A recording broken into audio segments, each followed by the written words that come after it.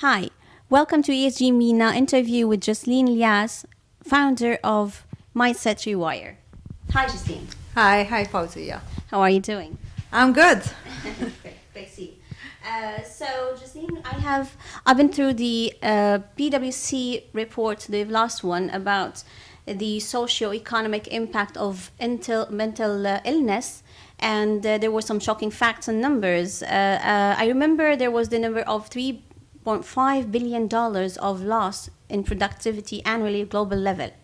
If we are talking about the GCC region, how's the situation? Is it that bad or less? And the situation in GCC is not very different from what we are seeing globally.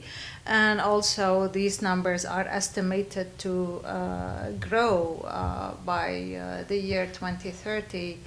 And of course, the size that we're seeing here is relevant to the size of the country, but it's approximately as big and as damaging as what we are seeing on a global scale.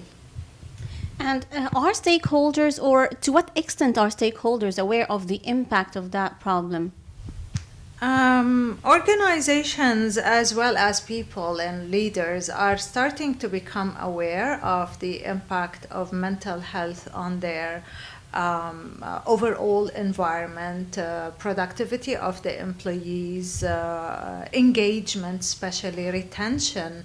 Recently, especially what we have seen after the lockdowns, to what extent they are aware about how it's affecting their bottom line. I mean, like we don't have figures so far, and that's not being communicated by organizations.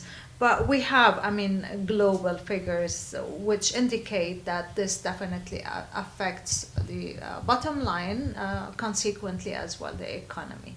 Mm-hmm. And actually, on the government level, we see very few initiatives here and there in different countries like Qatar, Saudi Arabia, and the UAE addressing the mental illness issue and its impact.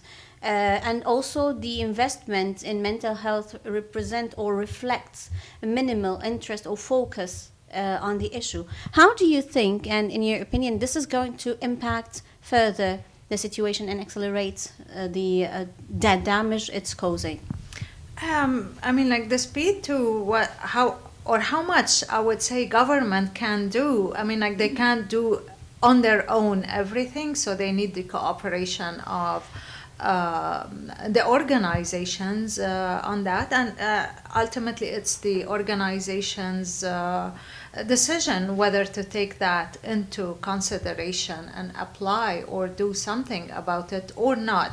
So the government can do things to a certain extent, but they cannot enforce it, I would say, on organizations to do any initiatives or programs regarding mental health, as much as it is, impacting the economy. Still, organizations also need to take ownership. So if you're talking about the private sector, and from your experience working with private organization, how are they addressing the issue, if they are addressing the issue? There are many ways to address the issue. What we have seen prevalent in the past 2 decades, basically addressing wellness rather than addressing mental health. Although mental health is not something new, it's not something that emerged recently. We've been dealing with this for the past 2 decades, I would say. But the most common initiatives that have been done with organizations were more related to exercise, eating healthy, which are important. Recently, we've seen the prevalence of mindfulness or meditation or even yoga. So we have so many tools or things that organizations. But I think with the results that we are seeing today, we know that these are not enough to curb the size of the issue or the issue itself. Those are important pillars of our well-being, but they are not the root cause of what is causing mental health issues nowadays. I agree. One of the problems and challenges in the matter is that some people do not communicate mental illnesses, and that is because, of course, the stigma, and also because of lack of awareness of the importance of communicating, or whether they do have, some people don't have an idea that this is an issue that they need to tackle seriously. So what could be done about that? The problem as we see it today, and like with the stigma, as it's growing rather than it's dropping. And I hope this changes very fast, because there is a lack of awareness and education about the difference between mental health and mental illnesses. They are used interchangeably, but they are not the same.